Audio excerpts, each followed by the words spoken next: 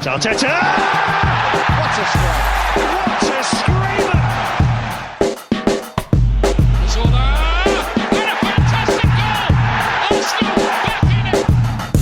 And here's Lipa, lines it up, finds the net.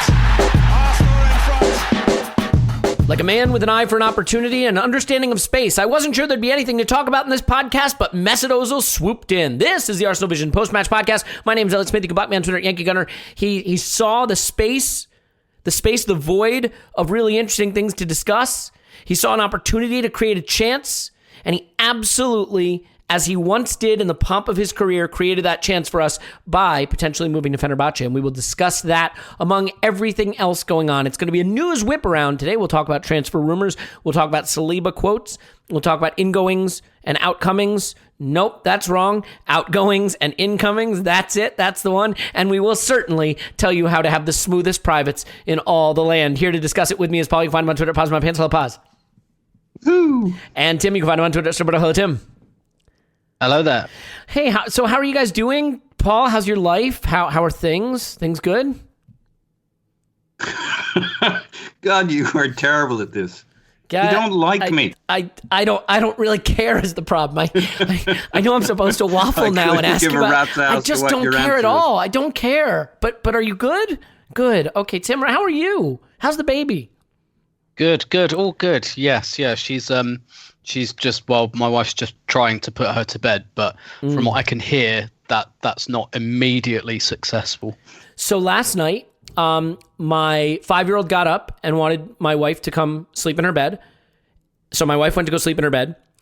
Our 1-year-old was sleeping in our bed because our 1-year-old wasn't sleeping.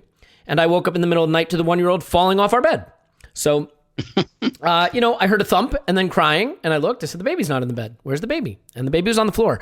And when they say that babies bounce, they do bounce. They're just fine. She's just totally fine. So, it's been a minute 53, guys. Is this enough of this? Can I talk football now? They don't let's. Yeah, okay. They just kind of... Thank God. They absorb. They're like a drunk falling out of a fourth floor window. Yeah, it's crazy. They just absorb...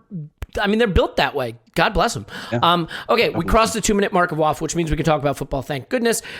Tim, I'll start with you because you put out a tweet that I thought was interesting, and it wasn't slanted. It wasn't, it didn't have any intentionality behind it that I saw. I thought it was like a really good, straightforward way to just kind of ask the question. And I guess I should lead in by saying there are strong rumors, and while it is not done yet, it seems like Mesut Ozil is going to Fenerbahce, and that it could happen this window. And we can talk about what that does for the club. But what you posted was, all things considered, do you think Mesut Ozil was a worthwhile transfer for Arsenal?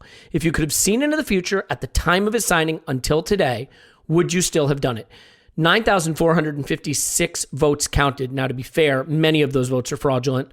And I think... And we haven't counted the mail-in ballot yet. That's right, yes. But 74% said yes, they would still have done the transfer. 26% said no. I still feel no won in a landslide. And when we have our day in court, we'll prove that. But so all kidding aside, and unfortunate political references aside as well, and apologies to anyone who was hoping that would not bleed into this, how do you feel about that question yourself?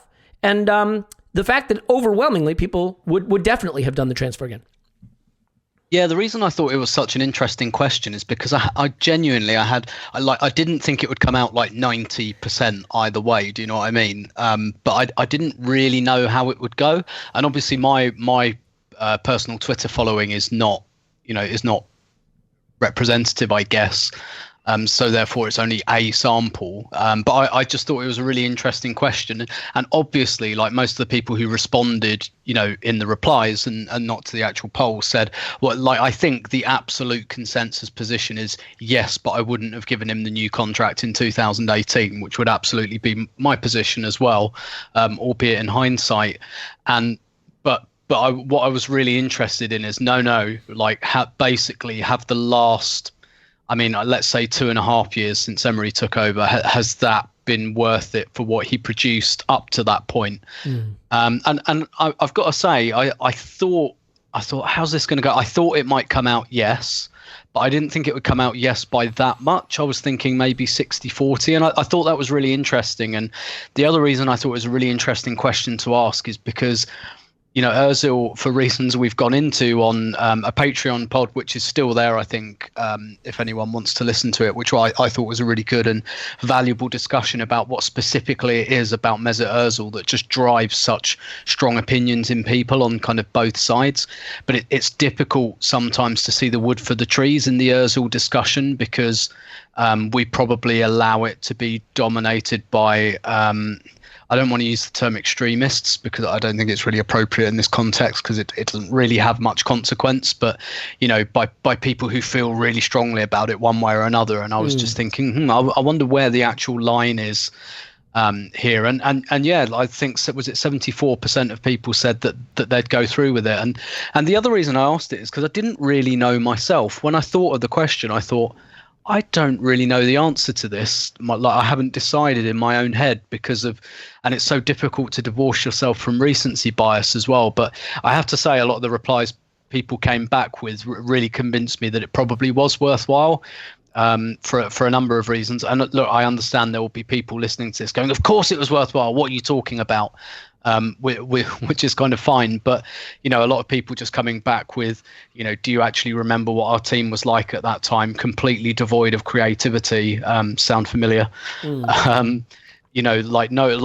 of nice footballers, but no one who had that final pass. In 12-13, Cazorla got one assist in the Champions League group stage because he was never that player. He was much better deeper, as we subsequently found out, and we just didn't have that guy to unlock the door. We had a front three of Walcott, Podolski and Giroud who are all finishers, not really an ounce of creativity in the kind of pure sense of the word between them.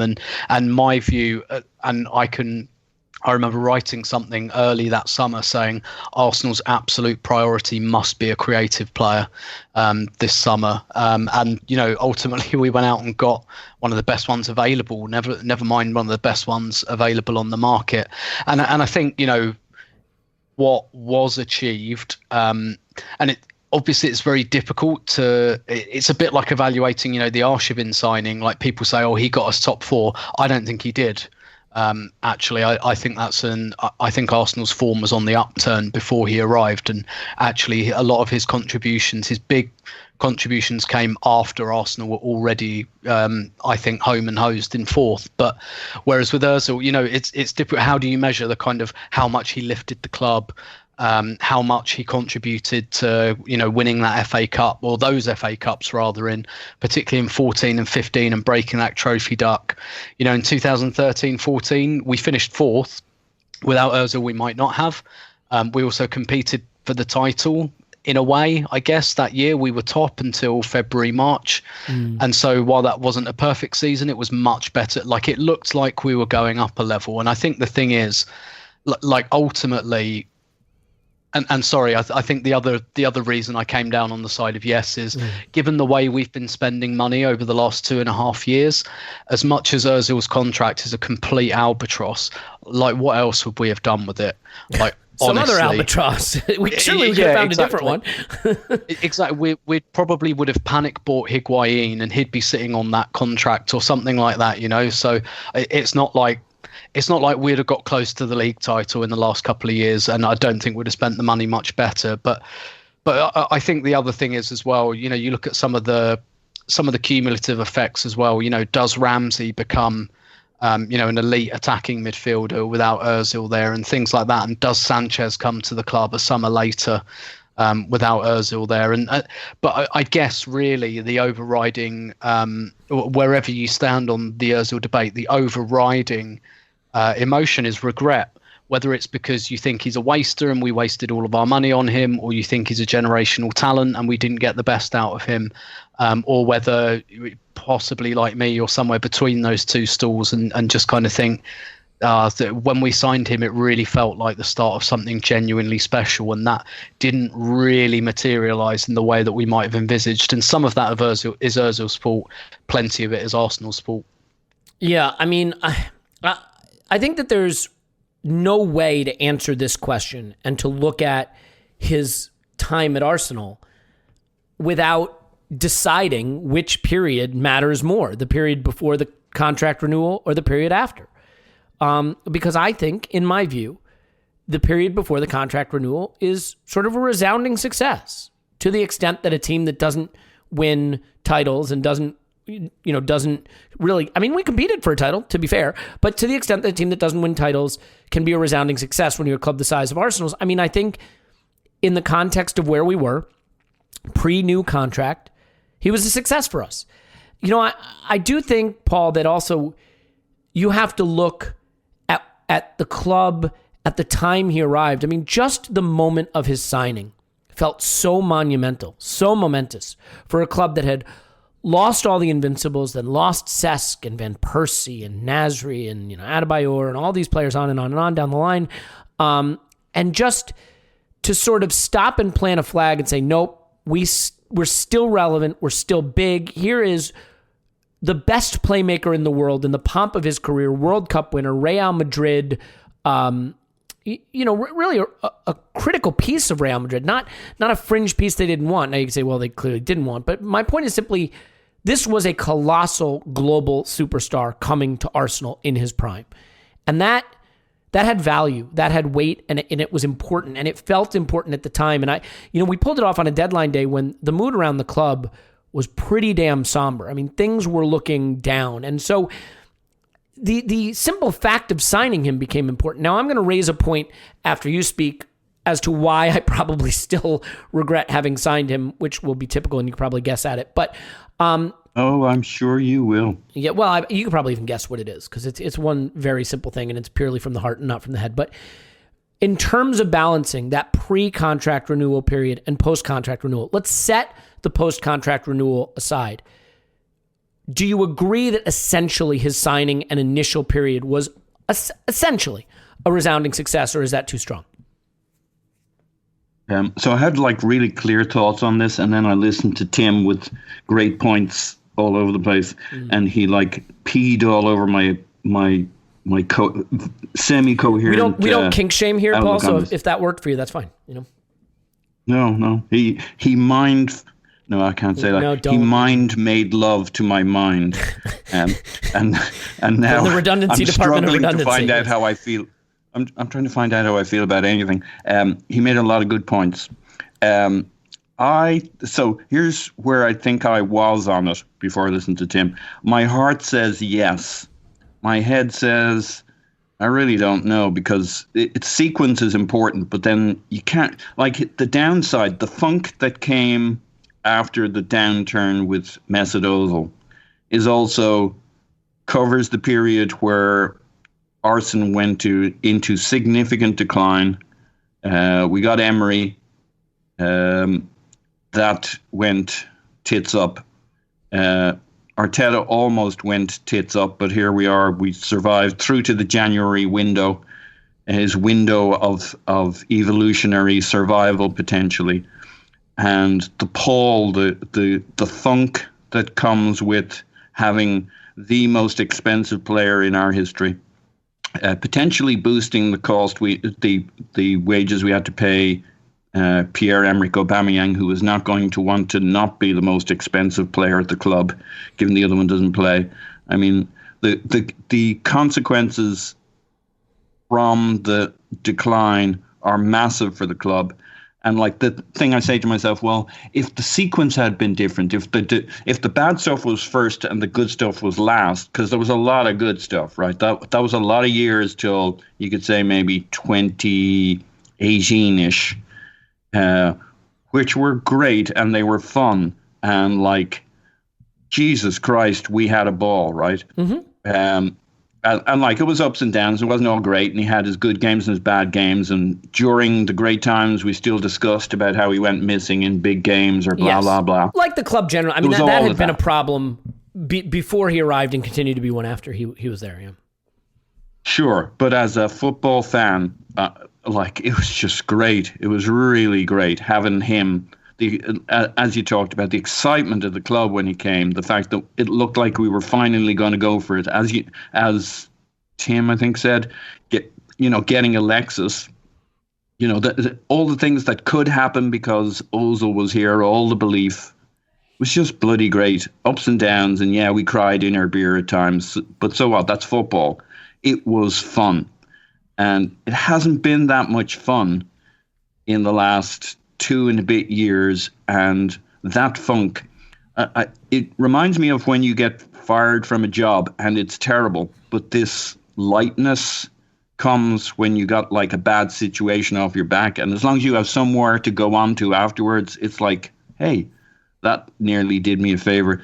It'll be interesting to see how the club is when we get this behind us, because it's a massive shadow waiting for every manager. It's fine to bin him out, but once your performances dip, you know what your press conferences become. The fucking Mesut Ozil, why aren't you playing him debate. But, and like, we don't know all the details in the background, but it's like you either play him and you're damned, or you don't play him and you're damned, it seems. And that's been a 2.5 year problem, and it's at the if the bad stuff is first and then it's all good stuff for the rest of it. Unfortunately, that's not how it was, nor could it have been. I mean, if the bad stuff had been at the start, it might have really torched the club. So even that scenario doesn't work. But if there was, if I could wish it all away, one aspect of it, it was the fans not giving a shit what the media said regarding Ozil after, in the last 2.5 years. Let the manager, the team, and the players sort it out. And we're totally cool with it, and we get behind. If you have a magic wish, you might wish, hey, we don't pay the contract, the re-up to the 350k. I like that one. That solves all problems. But I'd also say that we let the club get on with it and let them sort it out, because we don't know, and we're just going to hamstring ourselves if we get involved. But just like we can't magic away the 350k bump, we can't magic away our response, whether I wish it that way or not. I'm not saying everybody would see it that way, but there are other ways to deal with the screw up, and one of them is by us not getting involved in the shit and letting them work it out, because that's what gave it all the power.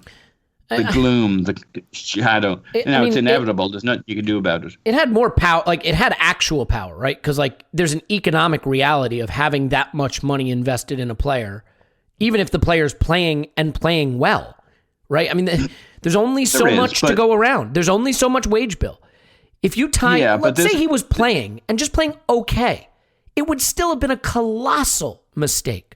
Colossal mistake. If he was just doing what Aubameyang is doing, it would be a colossal mistake. It's not. Absolutely. It's too much money. Exactly. That's all this is.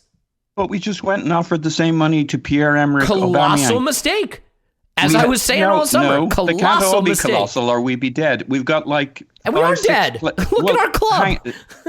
Let me explain to you why it's not colossal. Okay, sure. We did it with him. We did it Pierre-Emerick Aubameyang. We have Aubameyang. We have like 5 players sitting around on big contracts, and yet we're in business. They can't all be colossal mistakes. We're in bad business, but we're in business. Yes, we're not insolvent. We could have absolutely absorbed the Mesut Ozil screw up had we not made all the other screw ups. So I sort of agree, but I still think if you give record wages that are the highest wages in the entire league or thereabouts to a player who plays at an average level, that is a colossal mistake. And we would view it that way at any other club. Now, the question becomes, is it so colossal that you can't recover? Okay, but we're only overpaying him by about 150K, right? Almost everybody wanted us to redo the deal. Had we kept it around, can I stop you for one second? Can I just stop you for 1 second? One thing I hate the argument that almost everybody agreed the bad thing that we did that was dumb should have been done. Like you know what I mean? Like it doesn't matter if a lot of fans thought we should do the dumb thing. It doesn't make it less dumb. You need a club that does the right thing, even when a lot of people can't see that it's the right thing. Not a club that can say, well, we did the dumb thing, but a lot of people wanted us to do it. You know what I mean? If that makes sense. Yeah, but it does. But I'm not saying we don't do the bad thing. I'm saying we do the better thing, which is, hey, if we paid him like 200K, to the point, now he wouldn't have accepted that deal. That's not the point. My point is, how much did we overpay? How much would we have would a majority of supporters said, "Hey, that's," and like, what are we debating? Whether people wanted Ozil here and how they felt about that re-up deal. So you can't take it away. Well, it doesn't matter how people feel about it. I think most people would have felt and would feel now that if we paid him about 200k, that was pretty reasonable.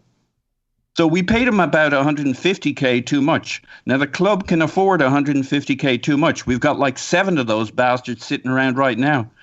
You just can't afford all of them, and PEA at 350k, and overpaying Mesut Ozil by 150k. You can't do all of it. But Ozil on his own was not a colossal mistake. Okay. Not colossal I disagree. in the sense that it would destroy the club. Sure, I disagree. Look, nothing's going to destroy the club. I think it destroyed our competitiveness. Right. And I think that's borne out by what has happened since that contract, which is we have rocketed down the table, in part because we have tried to make do at positions. And I'm convinced part of the reason we have tried to make do at positions is you have a wage bill.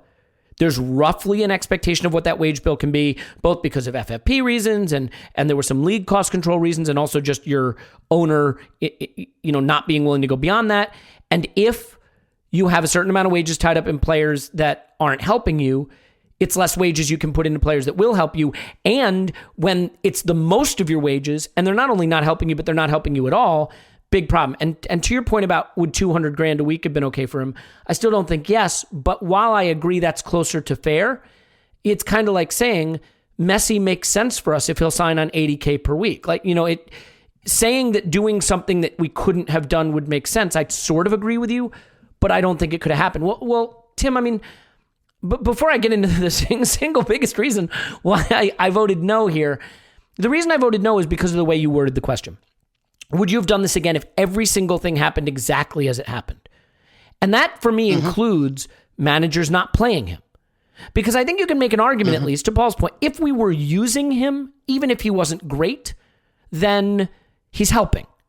Not using him, he's not helping. Now, whether you think that is the player's fault or the manager's fault, in the way you word the question, I can't change that. And for me, the problem is multiple seasons of our highest earner at the club basically not playing at all, being a distraction, being frozen out, ripping the club apart, and removing from the club an asset that is needed in a part of the pitch where we struggled. Like, if we never signed Mesut Ozil, those teams for the first few years might have been weaker. But these teams the last few years could certainly have been stronger. And so could we have arrested the decline that we've sunk to? And I think almost undeniably we could have. Now, I might as well just throw it out there because I keep hinting at it. I think we sign Cesc Fabregas back if we don't sign Mesut Ozil. And I know there are a lot of people that hate Cesc Fabregas, think of him as a snake. I can't get there. I always loved him, will always love him. He went on and he won titles with Chelsea, which breaks my heart. Would he have been as good for us as Ozil was in that first few years? I don't know that he would have. But I almost certainly know it would not have ended this way, is my feeling. And you would have had a guy who I think, my opinion, a lot of people disagree, has an affinity for the club, and would have brought some values to the club that maybe Mesut Ozil didn't bring. And while he would not have been the star that Ozil was in the time we signed him, I think he could have been potentially more usable over the duration of his time that he stayed here. So that for me is a factor. And I understand it's a very personal one. So just as a final thought then on this, because we should cover the rest of the news, and Paul, certainly let you, well, real quick, because Paul wants to jump in. Do you want to jump in on the Cesc Fabregas point specifically? Yeah, just quickly. Do you really think so? Wenger wouldn't take his call. So. Yes. Well, hang on. Wenger wouldn't take his call, basically. That's what Cesc said. He heard that's not just Wenger saying, we can't fit you in. Wenger doesn't. That really hurt him. Now, maybe his reaction would have been different had Ozil not been there, but it wasn't just we can't fit you in. There was, you can't go back, as they say. And in a less emotional, there are situations where players did come back, like Flamley, but that wasn't the same level of a hurt for Wenger. This was like losing his son. You know what, Paul? I can't say you're wrong, because I don't know. In my mind, I have convinced myself that was why we didn't sign Cesc back. You could be dead right. I may be dead wrong there. So if I am, I hold my hands up. But because we can't ever prove it, I can only go off what I think would have happened. So Tim, do you see my point? Like, I guess what I'm saying is, the years we wouldn't have had Ozil probably would not have been as good, candidly. Maybe we don't get Alexis as a result. Like, I can't speculate, but I don't think they would have been as bad as the decline we've sunk to based on what's happened with Ozil post-contract, and I can't disentangle those things. So is the boat anchor that this sort of became more of a weight in your mind than whatever lift we got in the initial period? Yeah, that's a really good. I guess what you're essentially saying, Elliot, is that things might have been slightly. Again, I don't want to use the word worse, but not quite as good. And we should say, like, we shouldn't look back on that time with too much with too rose-tinted specs, because a lot of people were still very unhappy during those years. So I don't want to like recast them as the glory years or anything like that. But I guess what you're saying is things wouldn't have been quite as good, but they might have maintained like more of a level rather than, good. Oh my God, this is terrible. But like, to be honest, I think that I think decline is inevitable, basically. There's a title for the podcast for you. I think it is almost entirely unavoidable. I think that is the price you pay for success and for having good times and for having a good team. I think we're seeing it maybe a little bit with like Man City and Liverpool now. They're kind of post-peak teams, and it's going to be, even with Man City's money. Man City's money makes it much easier. Don't get me wrong. I'm not saying that they're in for like a spell of mid-table or anything. Ditto Barcelona with Messi, but there is a price to pay when you're good, and that's the decline is in the post, because you don't replace Thierry Henry, you don't replace Patrick Vieira. Barcelona are not going to be able to replace Messi. Liverpool are not going to be able to like get a front three like Firmino, Mane and Salah again. It's not to say they won't get good players. They wouldn't, like, when that front three is up, like they're not replacing that chemistry. That's generational. And you're already looking at like Man City, and they're playing without I accept they look a bit better at the moment, but they're playing without a striker because they don't have Aguero, and they don't really have anyone to replace him. They've struggled without Fernandinho. They've struggled without David Silva, and they've got all the money in the world. And money makes it easier. They will still rebuild a really good team, but it's difficult to get that chemistry back.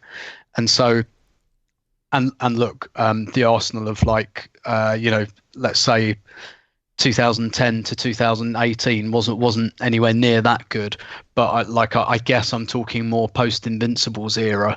Like, everything feels like a decline, and so we thought, not necessarily incorrectly, we thought like from 2006 onwards we were on a decline. That decline now looks pretty nice. Like, that looks like our ceiling, our target. Finishing fourth every year, picking up the odd FA Cup, that looks like success now, but it didn't at the time, because we were coming from possibly, certainly the best Arsenal team since the 1930s. So this is just a really long-winded way, I think, of saying that I think that decline would have come another way, because essentially the reason we hit that decline was the Wenger era coming to an end. And what I was saying about that's the price you pay for having good players, for a long time. But look at Manchester United and Alex Ferguson. They haven't won the league since he left, despite being incredibly well resourced. They just can't get there, and they look slightly better. They still don't look anywhere near the level of Man City and Liverpool. That's just the price you pay for having really good long-term manager. And so we had that. Of course, then Wenger began to decline, I think, pretty much undeniably in at least the last couple of years of his tenure. And so I guess I don't really think that Ozil is maybe slightly expedites it or makes it slightly worse. But I think basically the central issue of the decline is Wenger, and that's partially because of his own declining or his own decline as a manager, and that's partially just that's what you fucking get when you have a manager for 22 years that you're largely happy with. It's very, very difficult to replace that. And it's very difficult. Like, it's easy to look in hindsight and say we were complacent, we should have done this and that. But every winning team has that. Every winning team has that.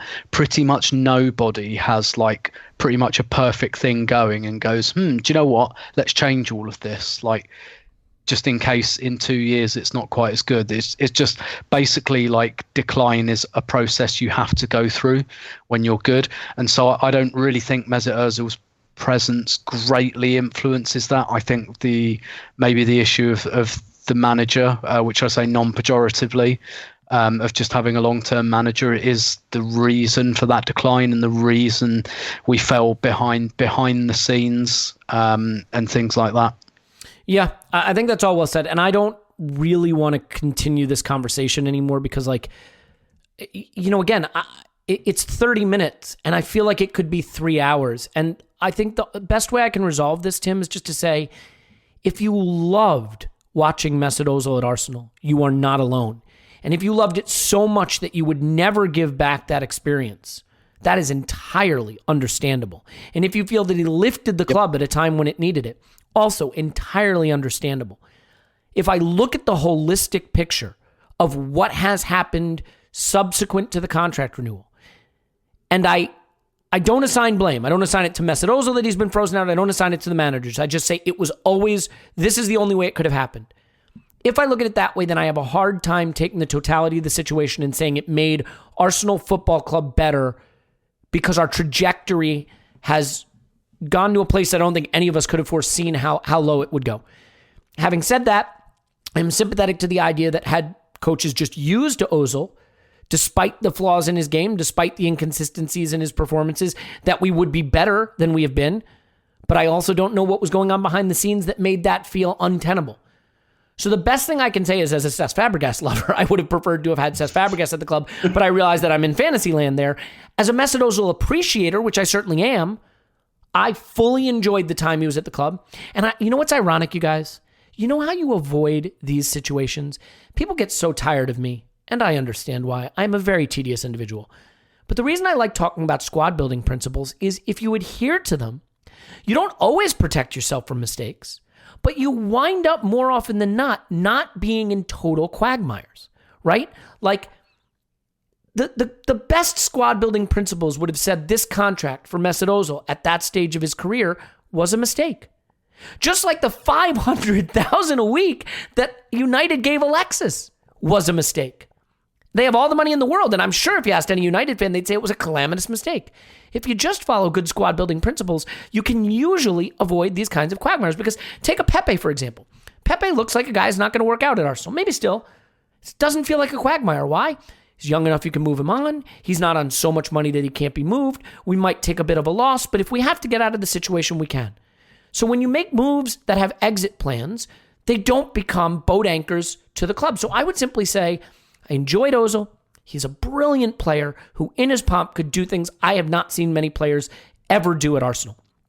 And had we simply had good squad building principles in place in the decision making we were doing, we would not have committed to this and we would not have wound up in this situation. And so that allows me to sort of exonerate the players and the managers and just say, when you give a guy pushing 350,000 a week, you create a possibility that it breaks down to this level. And my only hope now is that we have not created that possible rod for our back again with Aubameyang. And, everybody seems like a great character until they're not. I hope that we will get more from him and not wind up in this situation. And I think we can leave it there. Paul, do you have a final thought real quick before we move on? No, I think that's right. But it ain't the money. It's the funk that came with it. That was the biggest cost to the club because it's paralyzing. Everything's fine till it's good, to kind of take a version of what you said. But when things go bad, it goes chaotic because it feeds itself. And if there were a way we could discipline ourselves as a community to not get pulled into the funk, I think the manager and the player would have found a better accommodation or no accommodation, and it would not have been catastrophic. It would have just been painful and expensive. Yeah, and this is where you and I just slightly disagree, is only that, Indeed. look, I mean, don't get me wrong.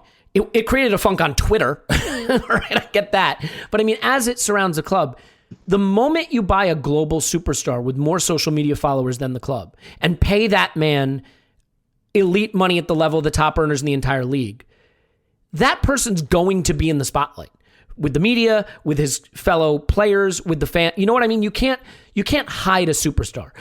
Cristiano Ronaldo is not going to be the shrinking violet of the Juventus team. You know what I mean? No, you're quite right. I mean, I overlooked the impact within the squad, which is kind of one of the biggest pieces of it. But my point is that it was calamitous, not from a financial standpoint.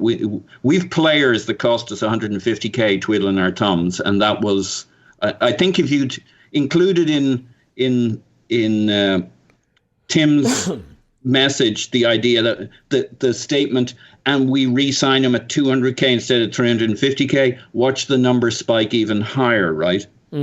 Yeah. I like. So you know what? I think is just a final point to put on this. We all agree that Mesut Ozil did have brilliant high moments at Arsenal. No one is trying to whitewash that. The hardest thing to do in football is have nuanced conversations. The thing that makes it hard, and you touched on this so brilliantly, Paul, the chronology of it. He had years of being a delight, maybe not showing up in the big games, whatever. And then he had years of being a massively polarizing, calamitous figure at the club. Whether you think it's through fault of his or fault of the manager makes no difference. It's a reality. And they were all contiguous. So we have that positive period and then a very negative period. And the negative period is most recent in our mind. And I can understand why there are people that are ready for him to just get the hell out of the club. But at the same time, I can appreciate that there are people that are able to compartmentalize and really look at the positives of what he brought. And you're going to take from this what you will. What I think we all agree on as a final moment, it's good for this to be done. It's good for this to be done. Arteta wasn't going to use him, whether you blame Arteta, whether you blame Ozil. It's good for this to be done. And this money coming off the wage bill, I think, will free us to make moves. And that leads us to our next conversations about incomings and outgoings. And Paul, that's why I did slightly disagree on the point about the wages mattering, because I think one of the reasons we're in such a hurry to move him now, not just for the circus of it, is I think that before we're allowed to bring people in and just as dumb as something as a non-homegrown player, right? Like, we're over squad limits. We can't register all our players right now. So there are very real requirements for us to be able to rebuild this squad. And one of them, I think, was getting him gone. Look, it's a fresh start. And I think if we're going to talk fresh start, we could talk about Mesut Ozil. We can also talk about your privates. They need a fresh start too. It is pretty clear in my mind that we are all trying to purge negativity from our lives in this new year.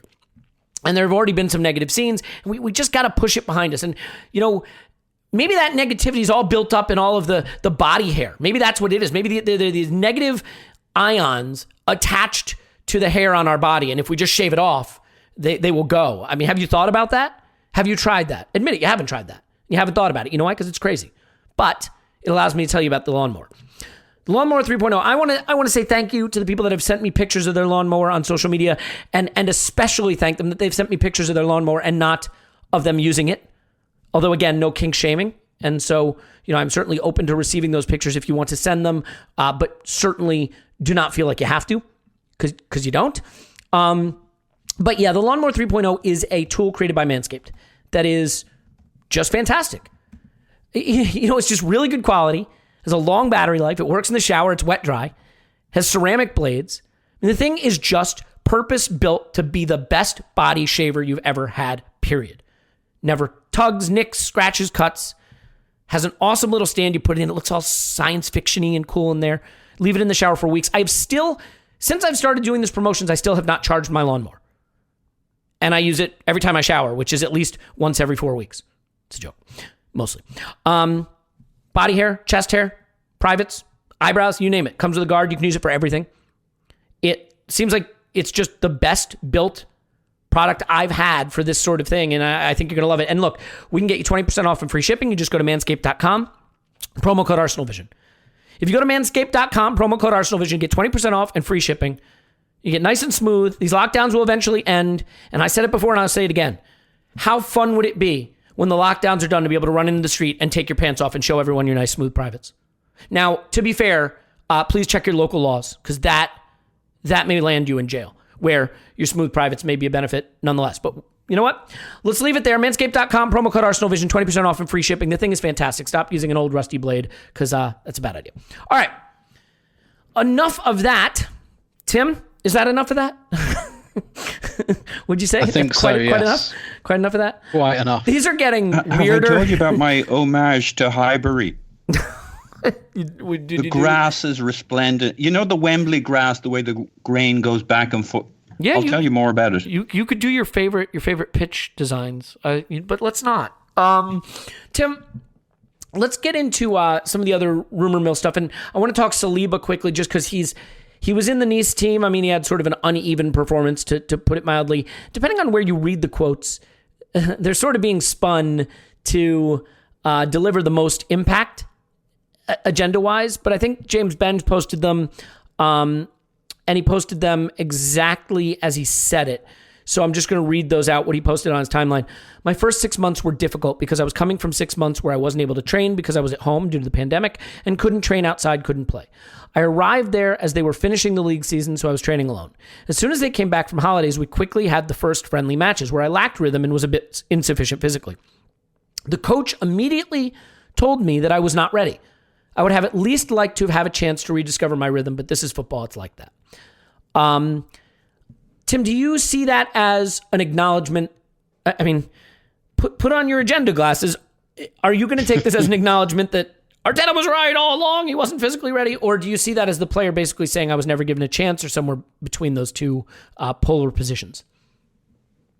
I kind of read it, and look, I don't speak French, right? So sometimes like the intonation and everything tells you a lot here. But I feel like he was being diplomatic, but at the same time, the word immediately jumps out at me. That's not necessarily an emotive word, but I was immediately told. That's the kind of word. It's an emphasis word.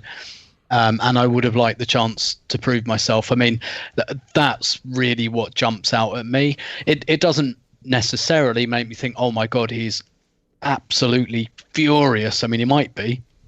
You never know. Like, it was always unlikely that he was going to come out and say, I'm absolutely furious about this.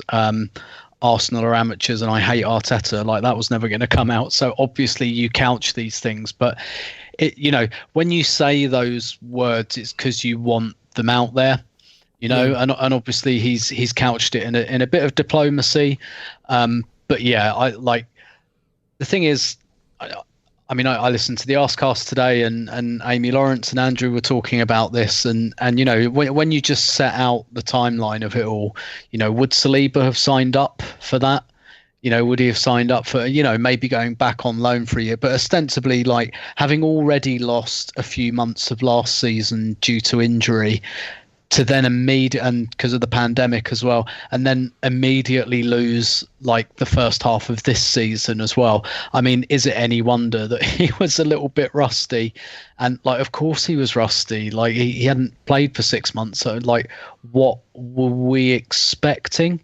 Were we expecting a guy who hadn't played for 6 months to like all of a sudden just be the absolute finished article? And yeah, I don't know. Again, like, obviously that's convenient because that fits in with my opinion of the whole thing, and I guess my quote unquote agenda, that I think we've just completely mismanaged him, and I just hope that the relationship isn't completely broken between the manager and the player and the club and the player. But someone put this to me quite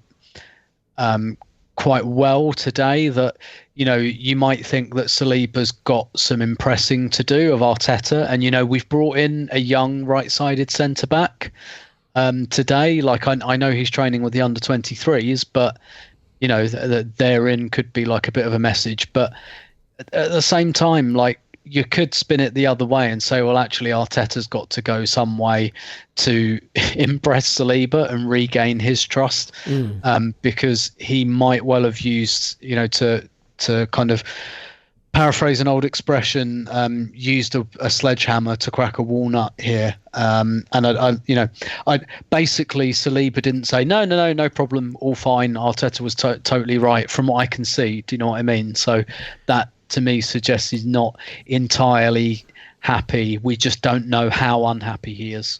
Yeah, and I mean, the problem with this, Tim, this is the first quote after the first game. Yeah. And he's going to be there a while. And look, he didn't have a great start to it, but he hasn't played in a year. It's going to get better. I mean, we saw Rob Holding come back, after a year and be pretty damn terrible. And, he's starting to look better. That's granted, that's from injury, but same kind of thing. And I guess what I'm trying to say is he's going to keep getting asked. And if the performances start to improve and he starts getting good headlines, is he going to start to get more pointed with them? I wonder what the way back is, because there's going to be this drip, drip, drip of Saliba comments that are invariably going to make their way to Mikel, who's then going to get asked about them in his press conferences. Oh, Saliba said that you immediately judged him. Do you have a comment on that? I don't think this is going to help for a coach who has shown that he doesn't like this sort of distraction and doesn't like this sort of tension. I can't help it. I'm never going to come around and think that Arteta handled Arsenal because it is not just Arteta, handled the Saliba situation correctly. Botching the loan move at the end of the summer certainly screwed everything up in terms of not having him registered for the Europa League. They felt they couldn't use him in the Premier League. Is that accurate? I mean, he made his way through a Ligue 1 game. It's not like he fell on his face and kicked 3 balls in his own net. I don't know. I mean, Paul, vis-a-vis my point about where this goes from here, I think these quotes are fairly benign, although I do agree with Tim that the comment that he immediately decided I wasn't ready is suggesting I wasn't given a chance to find a little form and get fit. He decided, because think about it, we wanted to loan him out right away, which does sort of support his point that Arteta got one look at a guy who hadn't played in 6 months and said, nah, not good enough, get him back out of here. But I mean, these comments are going to continue. So where do you come down on what he has said and what may continue to happen now with him being asked about this stuff for the balance of the season? So, I agree there's a little sting in the tail there with the immediately thing. He's making a point there that he wasn't given a chance. Where do I think it'll go? It'll get better. I watched most of this game. He was fine. I think most of the comments about him were that he looked a little rusty and then he kind of grew into it in the second. He was totally fine in this game. All things considered or not, he looked a little rusty and then he warmed up, but he was fine. So in other words, hang on, can I stop? Because I didn't see it. So you would say this is not a player who, in your view, at least in this game, looked unusably unprepared for football. No. Okay. I mean, that's the whole point, right? We had him on the bench in 1 or 2 cupish kinds of games. Yeah, I think League Cup. Yeah. Or could have. But we never played him. Now, why would that be? Oh, now I've been fed by some conspiracy theorists, but there's some mileage to it. I think you can explain a few things by the fact, not just Saliba, but 1 or 2 other things, by maybe Balogun, by the fact that we have no feckin' money. In fact, we have the opposite to feckin' money. And I just do not believe that KSE is saying to the guys in London, oh, you need some extra money.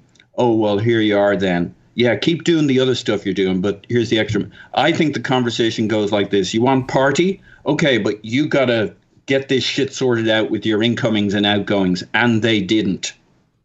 And I bet there are significant financial clauses for when Saliba first plays his first game for Arsenal. And Arteta puts two and two together with the help of his director of football and the club and says, look, we got loads of centre backs. This guy isn't ready. And let's use that opportunity to get him out on loan, which didn't happen because they didn't want to pay the starting for the first team bonuses. Now, this is just a conspiracy theory, but it's the only one that actually makes any sense to me whatsoever. And then you put it with other things we have done, like the Balogun thing where we don't want to pay extra money. Well, we should pay a bit extra money if we believe in him. But if KSC have said, listen, you're not improving any of your deals or any of that shit till you get these players out during the January window, it'll be interesting to see if we get all those players out, if we get those wages off the books, and then we actually come back and sweeten, say, the Balogun deal just a little to move things forward. But this, in my experience, that's kind of how businesses work. You come looking to them for money, they want their pound of flesh, and their pound of flesh is you got to get this other stuff sorted out. I just wonder if financially that was a decision that Arsenal London made to say, we got loads of we have an embarrassment of centre backs. We didn't move out of the club. We can use the excuse that he's not ready, and we can get him out on loan. And the loan didn't work, but they still want to get him out on loan because they don't want that extra bump on top of his wages for when he starts. Now, it's just a possible theory. But maybe more than anything, it just underlines all the stuff we don't know when we're coming up with our theories of what went on, whether it's Ozil or Saliba. Like, there's so much you don't know. There's more you don't know than you do. One rejoinder to that, though, even if it's true, right? When you spend £30 million on a teenager, and that's a big economic investment in someone who's very highly rated and young enough that they could have a big future at the club, or certainly some big resale value if it doesn't go exactly how you'd like. But like, whatever the payment would be for him making his debut appearance, let's say it's £2 million for his first appearance with the club. You've spent $30 million on this guy, and freezing him out to the point that he's more than a year away from playing any football and giving him almost no path to really return and become an Arsenal player. I can't believe the calculation was made that whatever that bonus payment would be, balloon payment, whatever you want to call it, was worth what the outcome of that decision would be. Do you see what I'm saying? It feels like the balance is wrong. Individually, that's true. The Balogun thing individually would be true. But guess what? This is what people without money don't do. They make a bunch of things, like when you got to sell your shit quick, you take all sorts of, you sell your sofa, which should be worth $500 if you had the time to sell it, but you need the money by Friday. People who need money, an organization where KSE in the US is saying, listen, get your shit sorted out.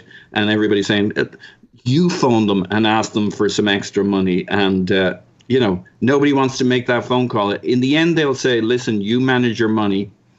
Here's your party money. Here's your budget. Live within it. Make your tough choices. And they looked at their tough choices. They couldn't get Mustafi out. They couldn't get Socrates out. They couldn't get Holding out. They needed to keep him in. They had centre backs up the wazoo, and they said, let's take your number, right? They deferred, let's say, 5 million in total between a bump in wages and a payment to, I'm just making numbers up, to Saint Etienne. And they said, let's defer that 5 million for another year. Let's not have him start for Arsenal.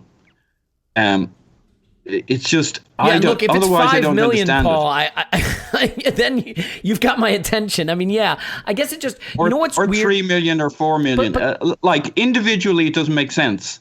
But when you got to find money from somewhere, you do things. No, I get you. You know why it's harder for me too? Is like, it's not like we bought him and he showed up. We had a whole year to figure out what the plan was going to be. So, it feels to me a little bit crazy that, like, it's like when I was in college and I had to write a thesis and it's got to be like 120 page, like, minimum.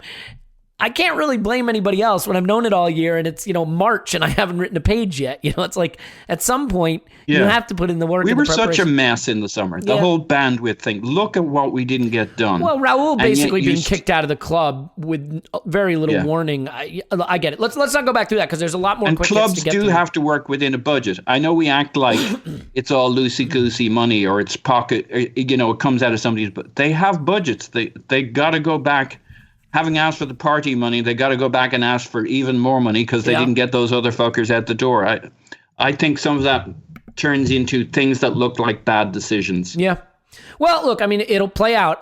Tim, do you sort of agree with me that we're now going to get this drip, drip, drip, and that will make it harder for this to have a positive resolution unless the player just turns around and winds up saying, like, Arteta was right. They did the best thing for me and I love him. I mean, if it continues to drip out like this, and Arteta has to answer questions about it every press conference, it surely isn't going to make him any more excited about welcoming the kid back.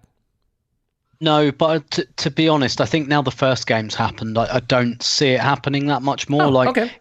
he's not going to be holding press conferences. He'd be pretty happy from here on in for a while. Well, yeah, and also he's not going to be holding a press conference every week. There was a press conference because he's a new signing. Like there isn't going to be a microphone under his nose that often. Like I reckon, he'll probably do like a couple of interviews, and it might rear its head once or twice more before the end of the season. But I don't think much more than that. I guess maybe it's my cynicism about not everyone in the press, but some press where like the first period where he has two, man of the match performances in a row, you just can definitely see certain press outlets wanting to create a narrative of, starring in France while Arsenal had just conceded 3 goals in the league. You know what I mean? Like if the angle presents itself to dig the knife in, Yeah. Like if we're playing badly, that there's much more like if we're playing well and not conceding many goals, I don't see it coming up. Yeah. Well, so there you go. The solution to all of these dramas is to play well and never concede. Yeah. I agree with that. If we play well, win every game, score 4 goals and concede none every game, then every single thing the club did was exactly right. and yes. You have my agreement there. Couple quick hits. So Balogun, a lot of speculation about what's going to happen there. It looks like his agent went running to the Athletic potentially because Arteta made a point about the player wants to stay and we want him to stay, but his agent, needs to act in best interest. And within hours of that, there's literally an Athletic article saying the player's looking to sign a pre-contract abroad. So a little bit of fuzzy timing there, I think. Do you have an inkling of how you think that one will play out, given that the manager has said the player wants to stay? The player's been putting up cryptic social media posts for ages. I can't really decide what I think, but the rumors of Nketiah maybe going out, I think, to West Ham are breaking. Do you think that there's a interconnectedness to all of those machinations? It's quite possible, yeah. Because I was thinking about this earlier as well. Like, essentially, you've got apparently West Ham, who sold a striker today, are looking at Nketiah, and I think that kind of makes some sense for them, and I think it would make some sense for us to sell so long as we get a half decent price. And then there's the Balogun thing. There's also the Lacazette thing, and I've seen some people, understandably, worrying us about Arsenal potentially losing 3 strikers in a short space of time. But I mean, not so much with Balogun, because we don't control that situation anymore. He is allowed to talk to clubs, that is, clubs outside Europe. I'm certain that agents and players don't just stick to that. Discussions happen anyway. But I understand that the Stuttgart thing is real, and guess who works for Stuttgart in recruitment? Mr. Mislintat, who will have. Who will know a lot about this situation. So, but like, I guess as a starter, I am personally not. I'd like to keep Balogun. I'm not sure we will. Well, I don't think we will. I think basically once you get to January, it's quite. I mean, I say it's quite rare you keep a player. We've just been talking about one who did sign a contract in January 2018, although it was on January the 31st, which, not to reprise the Ozil discussion too much, I think is a very, very telling that essentially they waited for the last day of the January window to sign that contract. Which they're entitled to do. But I think that was is there going to be a better offer out there? No. So I guess my first thing is I am not necessarily worried about losing Nketiah and Lacazette at the same time, because and let's word this slightly reductively and harshly, I don't think either of them are good enough. They're not going to take us where we want to go, and I'm not worried about losing too many players who, though not terrible, are not taking us where we want to go. Get them out, sell them, replace them. That's what you do with that. But with Balogun, it's quite telling, isn't it, what Arteta said? He kind of called out the agent, who also happens to be Nketiah's agent as well, kind of saying the player wants to stay, the club want him to stay. But I'm not necessarily sure that if a deal is close, I don't think you really tend to call the agent out if you think it's going to happen. I think you make nice in that situation, more likely. So I kind of tend to think that with Balogun, the writing is probably on the wall. He will have plenty of interest, I think, and that potentially creates a bit of a bidding war, although I'm not sure what a bidding war looks like in the middle of a pandemic where and there's still no, because the other thing I think to bear in mind for the January window, I don't know if you saw Jurgen Klopp, for example, said that Liverpool aren't going to try and sign a defender, even though they desperately need one because of the pandemic. And one of the things I think we really have to consider is because of this, this new variant and the way, cases are unfortunately skyrocketing, getting fans back into stadiums, like, it's not happening. Now, it looked like around November, December, we were getting them back in on a smaller basis, and maybe we'd be able to bring that up over time. That is now not happening until a point in the season, at the earliest, a point in the season where it's just not really that relevant to your bottom line. I am not expecting to be able to go to another Arsenal game this season, and that is money that clubs maybe were thinking, well, if we can start getting fans through the gates again in the second half of the season, up the revenue. That's not happening now, so clubs Arsenal are going to have more than any club, right? Match day revenue, and Spurs. Arsenal and Spurs are basically the two who are hit the most by it, and they are the two that have gone to the Bank of England for loans.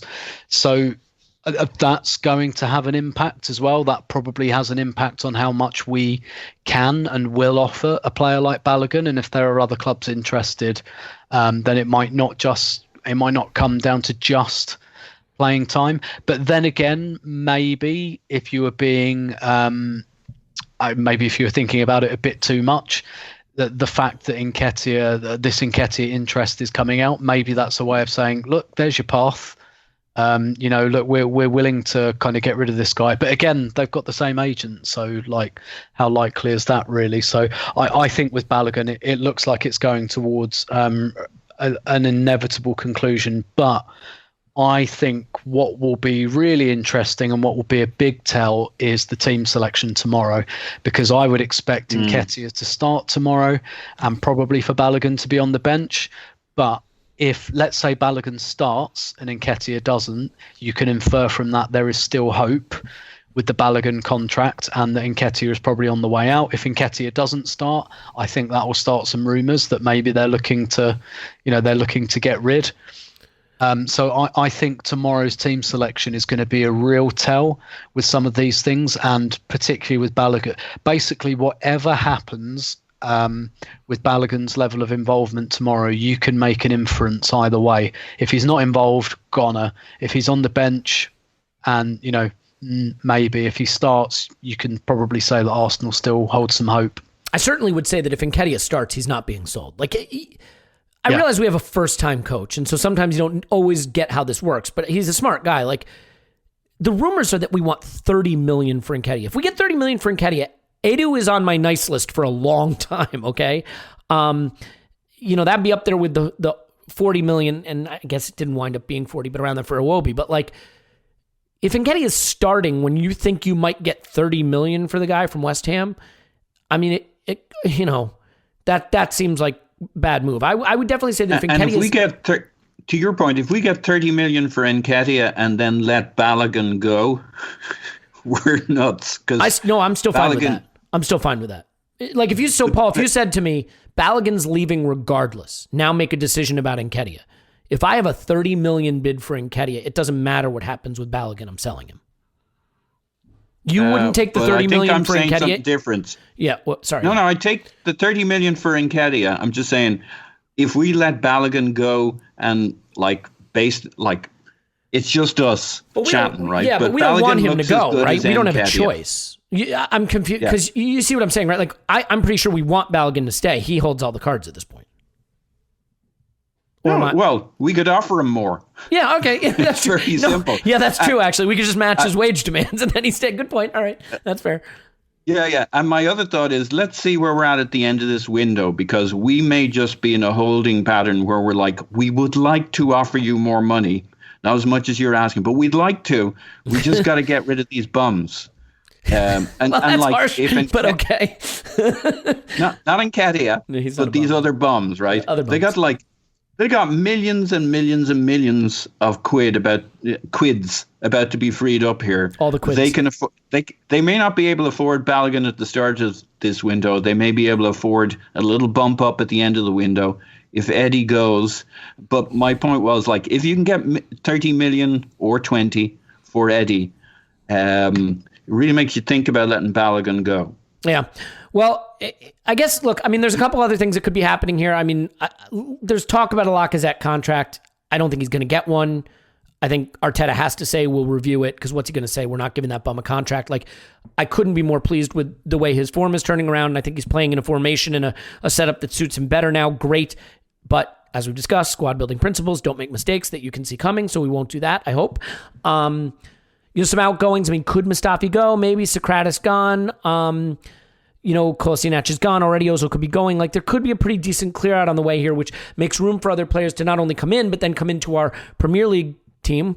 Tim, I just want to give you a chance before we say goodbye here. The Buendia links seem to be the strongest ones. And when we're at the depths of our nadir this season, you were pretty strongly against wanting Buendia for reasons that I would describe as sort of soft factor reasons, just feeling that he wasn't a player who's up for the hard games, sort of a good time player. And I realized some of that may be informed by what we were going through at the time. Now that we may be getting closer to doing this, do you still feel that you think this could wind up being a bad move for those reasons, or have you sort of revisited that viewpoint? Right, I'd say and if I've mischaracterized that, then please correct the record. No, you haven't at all. No, I said that quite plainly. I think I called him a quitter. It's possible. Things were said. So on this podcast, things get said, usually by me, but they get said. Yeah. So, like, to put that into some context, so I read some stuff about Buendia, when he came over and at the end of last season with Norwich and all of that. And, I know Daniel Farke called him out quite strongly for what he felt was a strong start to the season, but that he tailed off and that he wasn't providing enough. He got himself sent off with 3 games to go. Lovely 3-match ban. Thank you very much. He was actually taken out of the team a couple of times during that run, like post lockdown. And like, to be absolutely fair, everyone looked bad for Norwich post lockdown. They fell into this kind of whirlpool. Like, he fell into the Emery washing machine, to borrow one of Clive's phrases, where he changed the formation every game because he just couldn't make anything work. And Buendia was occasionally on the right, sometimes on the left, sometimes behind the striker, playing in a team that was kind of failing. Kind of the same thing happened to Todd Cantwell as well, who people rate quite highly. But yeah, I'd read some things about Buendia, some of the things that Daniel Farke said. That said, he's kept him.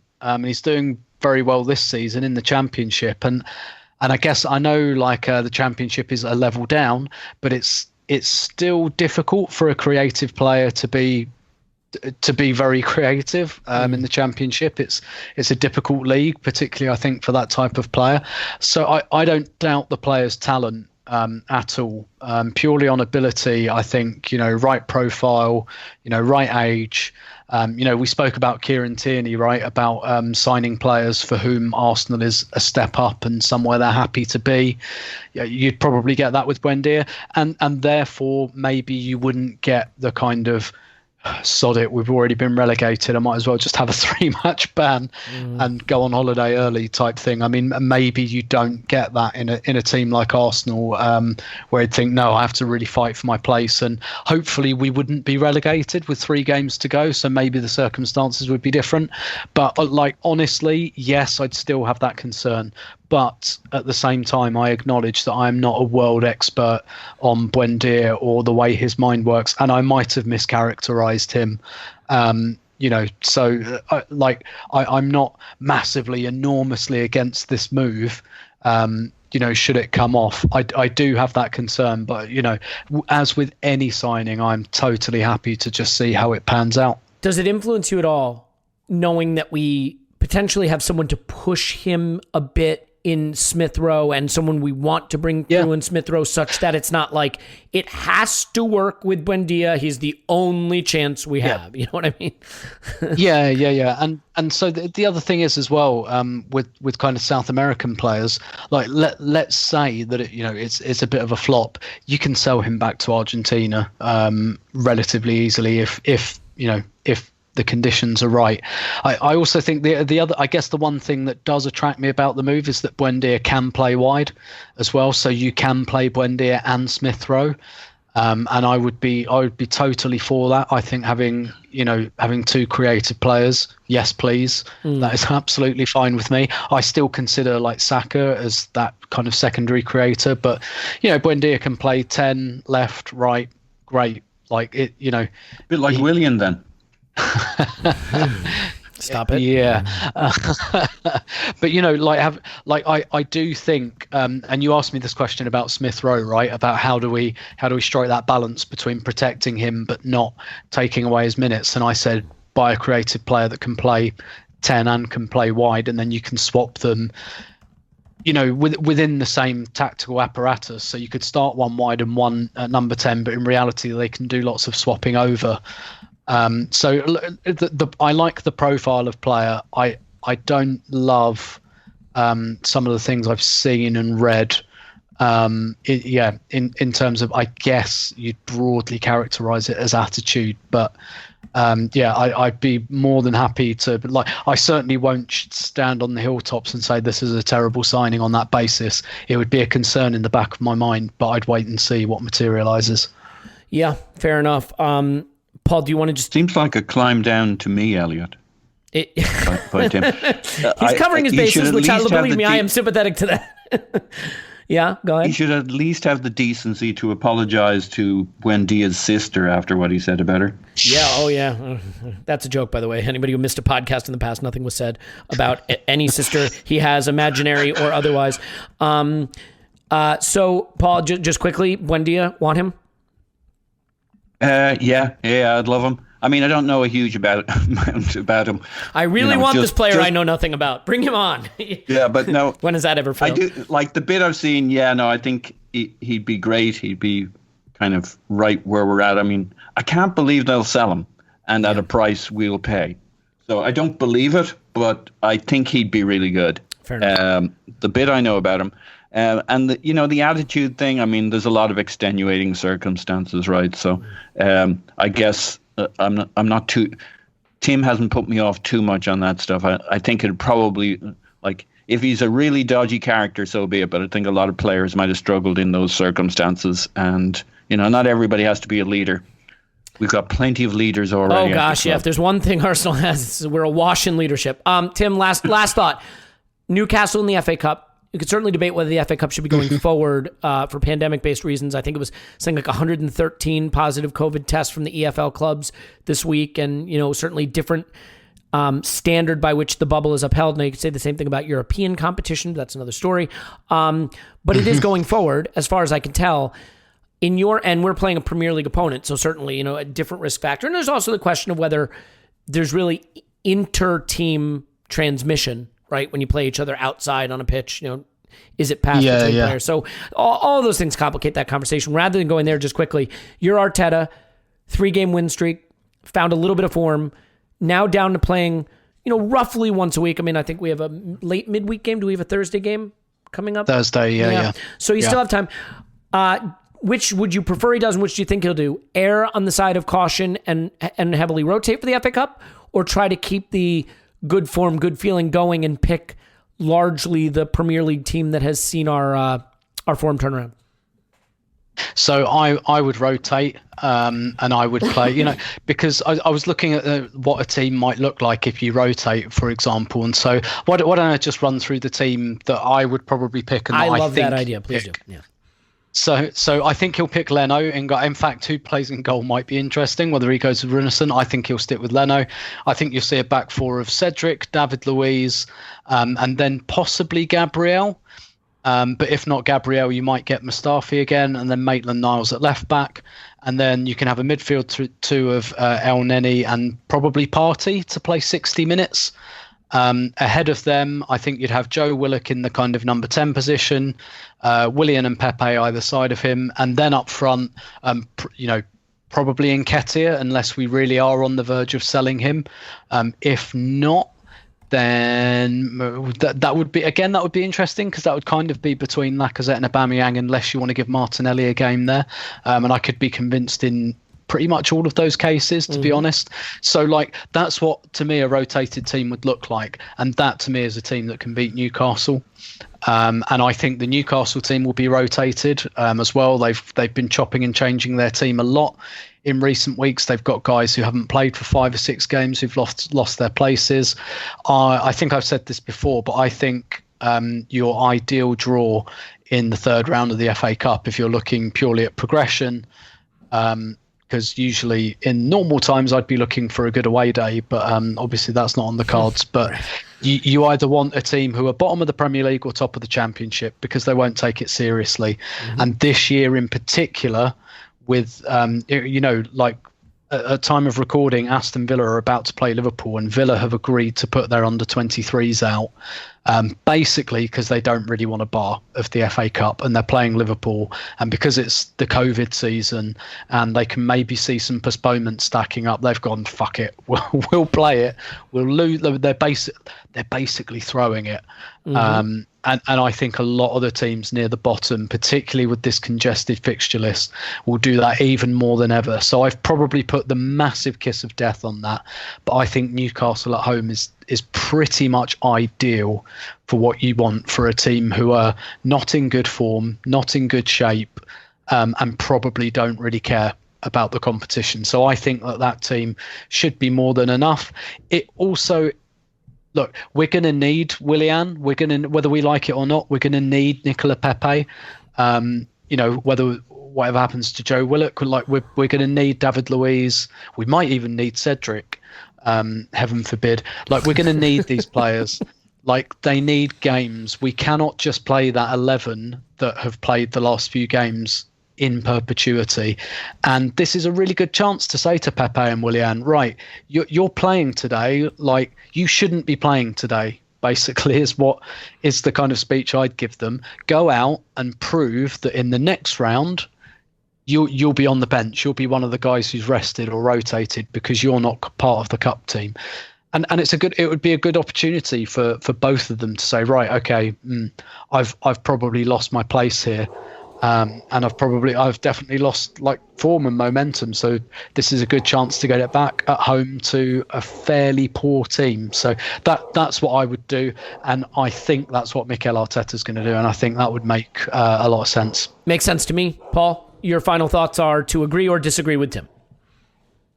Yeah, I agree with all of that. The interesting part of the pitch is the forwards, because there's a lot of options as to who needs a game, and then what it says about their status within the club or within the market. Does Eddie? If Eddie doesn't start, it tells us potentially a lot here.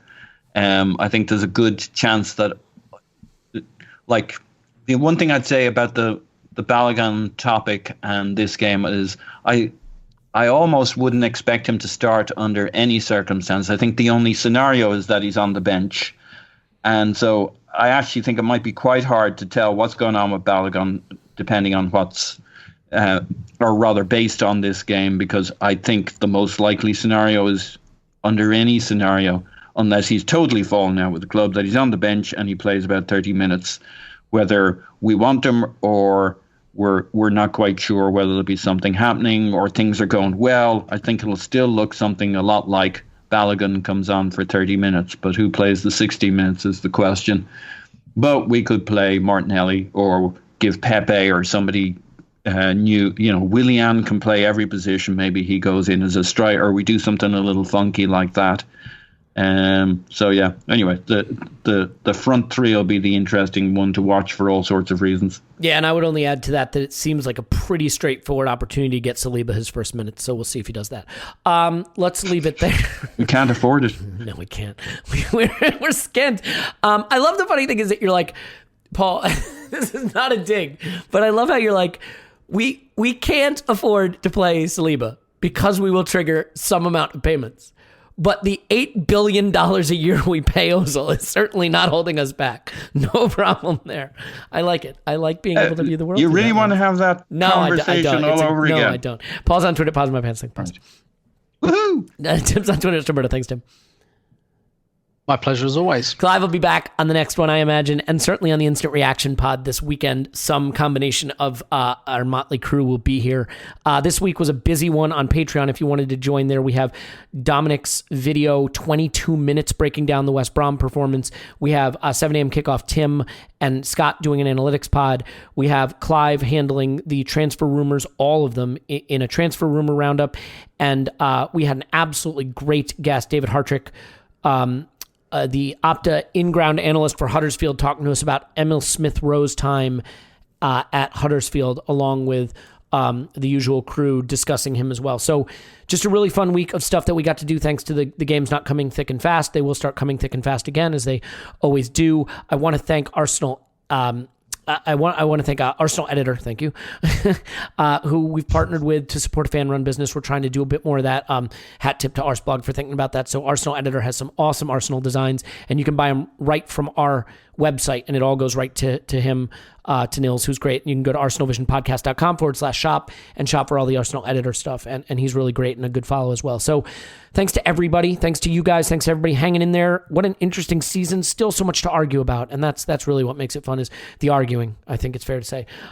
So a lot more still to come. FA Cup at the weekend. The Arsenal Invitational is back. Hope you enjoy it. We love you, and we'll talk to you after Arsenal 10, Newcastle 0.